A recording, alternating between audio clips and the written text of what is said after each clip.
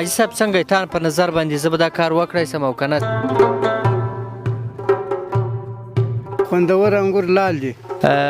خپل کار څخه خوشحاله یې؟ ولې ډېر خوشحاله شوم.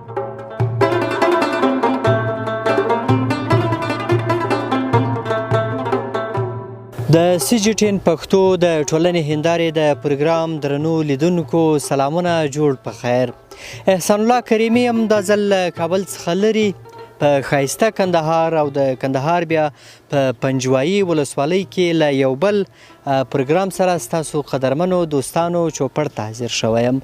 نننی پروګرام مو د کندهار پر انګورو باندې چمتو کړی دی، دا چې د کندهار انګور څنګه دي، څومره مشهور دي او څو ډوله انګور په دغه ولایت کې پیدا کیږي، په دې اړوند به له بڼوالو او بزګرانو سره مرکې ولرم.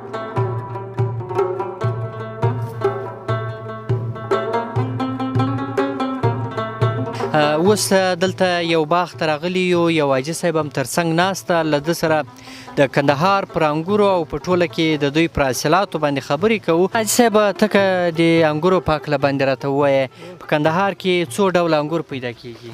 په کندهار کې 3 رقم 4 رقم انګور پیدا کیږي. یو دغه دي کشمیش دي، یو ایته دي، یو توران دي، یو رنګه دي، دا سره کشمیش او لال او صابي او دا بلاوي دي. خوندورې کوم انګور دي؟ تاسې به حتما ډېره تجربه لرئ، ډېر وخت هم په دغه بڼوالۍ او د بزګرۍ په کار کې کار کړی ده. ایته انګور خوندور دي، ډېره وخت عمر هم لري، ټنډان یې لري، سره کشمیش یې لري، ګرده خوندور دي. په خوند کې په خوړلو لپاره کوم انګور مثلا خلک انتخاب کې په بازار کې چاخي کوم انګور واخلي چې هغه خوندور هم وي او ښه یي؟ خوندور انګور لال دي، هم خوندور دي، هم خواږه دي، هم غټ دي، هم خوند ځینې اخیستل کېږي. دغه تاسې اوس راټول کړي له باغ څخه دا کوم انګور دي؟ دا ایته انګور دي، ایته انګور دي، دا غویه او جشکویه. څنګه دا کیسه کې راته وکړي حاجي صاحب، دا طریقه یې راته ووایه، اول یې څه رقم راوړئ، بیا یې څه رقم؟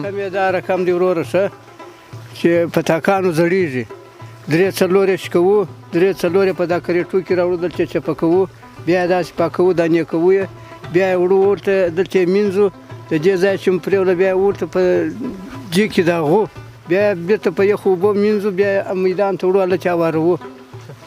څومره زحمت غواړي حاجي صاحب؟ زحمت ډېر غواړي. څومره کسان دلته تا سره په کار باندې په کار دا څو کسان دي؟ 10-12 کسان. دا ټول دلته څومره وخت په کار در سره بوخت دي؟ دا د مازدیګر را سره بوخت دي. تا حتما به حاجي صاحب نورو ولایتو ته به هم تللی یې؟ ښه، تلا به همدې کندهار کې. دا د کندهار انګور د خلکو څومره خوښېږي، څومره مشهور دي؟ دا د کندهار انګور په دنیا کې نشته، درګر دنیا خوندور دي، سم دي په خوند او په رنګ او په دغه په خوږوالي. دا انګور خوندور دي. خپله څو وخت انګور خورې، خو د باغ هم لري؟ باغ یې لرم، بس وخت یې ماته نه معلومېږي، بس په مخه راله خورم یې.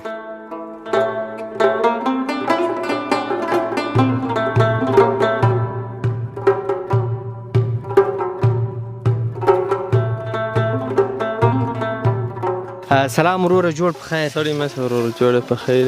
ډېره مننه. ته که لومړیو کې زموږ لیدونکو ته ځان ور وپېژنې، لږ دا کامرې ته هم داسې مخامخ ودرېږه. زما نوم نادرشاه دی، د پنجوایي ولسوالۍ اوسېدونکی یم.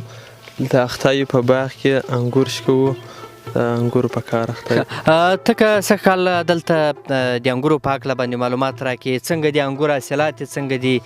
مرض خو به نه یې وهلي؟ یا مرض نه دي ولې، ښه کال خو در هر کال سم دي، ښه خوا پاکې دي، خو خرڅلاو پر برابر یو لږ لارې سره خرابې دي، نور انشاءالله سم دي. تاسې په څو بجې باندې دغه انګورو پرې کولو ته راځئ، تر څو بجو دلته کار کوئ؟ موږ پر 6 بجې راځو، بیا در 2 بجو پورې یا در 3 بجو پورې زموږ وخت کار دوام لري. څنګه ده د انګورو کار؟ څنګه ده؟ سخته اسانه ده؟ څنګه ده؟ بالا ښه دی، اسانه دی.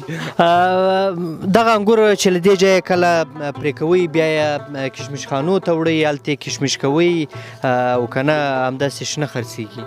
هم شنه خرڅېږي، څوک یې کشمش کوي، کشمش خانو ته یې وړي، څوک یې جګیانو ته وړي، څوک یې د مارکیټ ته وړي. ګټه په کوم یو کې زیاته ده؟ ګټه یې په کشمش کې ده. ښه، ځینې بزګران وایي چې سږ کال انګور مرضونو وهلي دي، بارانونه ورباندې سوي دي. دلته خپله تاسې باغ د تیر کال په پرتله باندې څنګه د انګور یې څنګه دي؟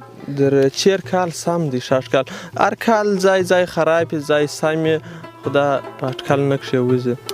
مرضونه ستا اوس هم ستا، بیا هم پروش کال هم وه، خو ځای سمې ځای خرابې، خو در پروش کال سم دی.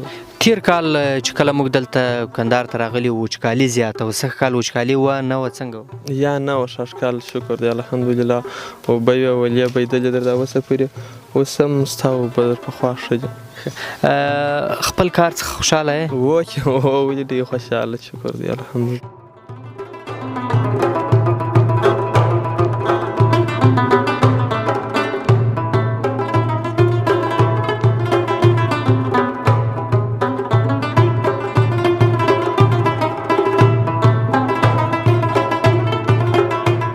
دلته مې څنګ کې یو بل ملګری ناسته، دوی هم دغه انګور شکولي، اوس مهال یې دلته ځوړند کړي دي، بیا به له دې څخه ممیز یا کشمش جوړیږي.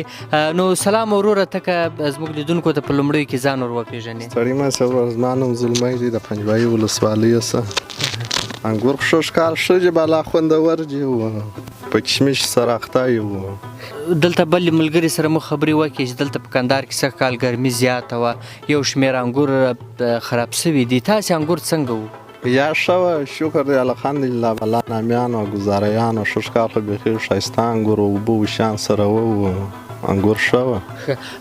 تاسې انګور ځینې خلک یې شنه خرڅوي، ځینې ابجوش یې ورڅخه جوړوي، تاسې څنګه کوئ؟ دلته زه وینم چې ډېری هم ځوړند کړي دي او فکر کوم ممیز یا کشمش ورڅخه جوړیږي. و کشمش خو نو ښه بها لري، بالا څوک یې دغسې لانده خرڅ کړي، څوک یې کشمش خانو ته راوړي. کشمش خو نو ښه بها لري، په بیه کې ښه دي؟ ښه بها ده. څومره انګور هم تاسې سږ کال سوي؟ تیر کال زیات و، سږ کال زیات دي، څنګه دي؟ یاره چیر کال زیات وه، ښه کال دونه نسته، خو بالا یو باغ ښه انګور کړي او باغ بیا نه یې کړي.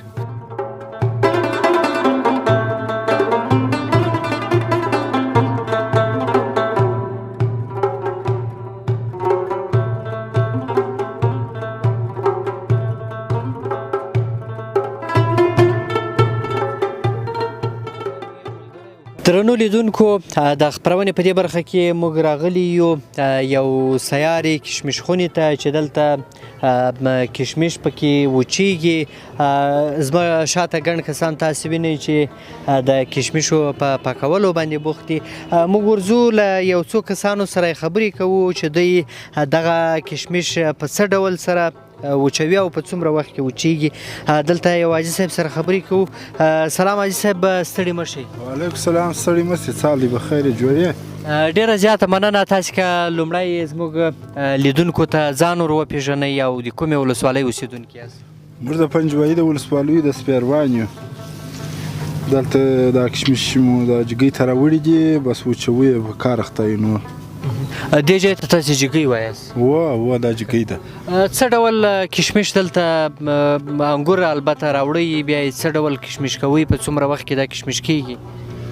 دا نه به دا موټر کې به دا جالیو کې به دا سپینو جالیو کې راوړو، بله دلته زړوو، بیا نو تقریبا په 8 ورځې په 9 ورځ بس راټکول کېږي، بیا وچ شي. ډېری خلک چې ما لیدلي دي په نورو ولایتو کې یا خپله دلته په کندهار کې، هغوی یو ډول خونې ورته جوړې کړي دي، کوټې ورته جوړې کړي دي، بیا هغوی کې دغه انګور کشمش کوي. تاسې ولې په داسې یو ځای کې دغه ښه کشمش راځي دي که څه خبره ده؟ نو دا ډېر خوندور راځي، دا نه ورسته نه کوي وروره، بس باد پکې چلیږي خامخا. کشمش هم ژر وچیږي، نو ښایسته کشمش هم راځي چې هسې. سږ کاله محصولات د انګورو څنګه وو؟ انګور څنګه راغلي؟ انګور سم وو، خو بیا هم ورسته ډېره درلوده. باغونه ښه کال په اوبو ونه کې ورسته کړې، نور خوندور دي که خدای کول. دلته د کندهار د انګورو په هکله به تاسې حتما معلومات لرئ. په کندهار کې څو ډوله انګور پیدا کیږي او مثلا کوم یې کشمش کیږي، کوم یې ابجوش کیږي او کوم یې بیا په خوراک لپاره وي؟ دا سپین انګور موږ ورته وایو دا شونډخاني او دا ګردک، دا کشمش چین جوړیږي، او هغه ایته انګور سبجوش جوړیږي. نو دغسې 4-5 رقمه دي، څوک بیا توراني کېږي، بیا توران انګور دي، بیا هغه بیا توراني کېږي. خوندور یې کوم انګور دي؟ خوندور یې خو نه پخوا جوش وي نه کې مخ ته یې اوس دا شونډخاني کشمش ښه خوندور دي. خوراک لپاره بیا کوم ښه انګور دي؟ خوراک لپاره بیا عسکري ښه انګور دي. عسکري ښایسته انګور دي په انګورو کې د خوراک لپاره.